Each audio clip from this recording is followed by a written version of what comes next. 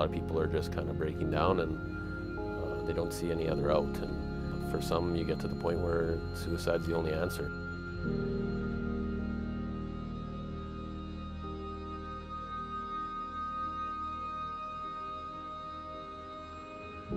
So I think in the workplace, it's a case of embarrassment. I think workplaces don't understand suicide. I think people are worried about if they talk about their suicide ideation, if they're honest about it, that it's going to impact their job, it's going to impact their family life, it's going to have repercussions, and that it will become public knowledge and that it will get shared broadly. The hardest part is putting up your hand, and there's a lot of people that they've had their hands up for months or years in our province, and nobody's answering their call. Many years ago, when I served in the military, a colleague of mine, he was acting completely normal, and he just, quite frankly, went home at lunch like he did every other day, and he took his own life.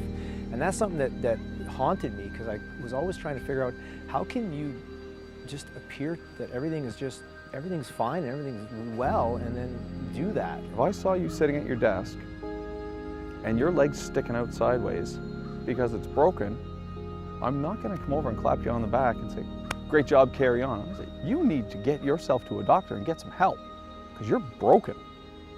I can see that. But I can't see it when you're having troubles. And I won't know it unless you talk to me or you talk to somebody.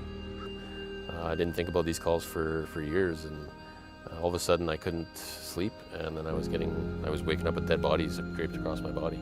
There has to be an explanation on why these rates are rising. As long as mental health is seen as only an AHS responsibility, that's going to be a problem, because it doesn't address mental health in the workplace. We need organizations, companies, unions, government to start accepting mental health, suicide, all these things that fall under the mental health banner as illnesses. People who are at risk of suicide don't actually want to die. The vast majority of people at risk of suicide are just in so much psychological pain they can't see another way out. And if you can offer them a hand out, they'll take it. They want help. They can't navigate out of the situation that they're in.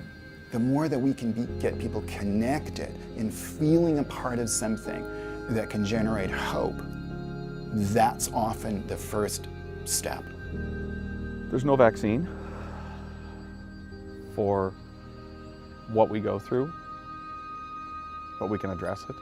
We can get to it head on, and we can stop this.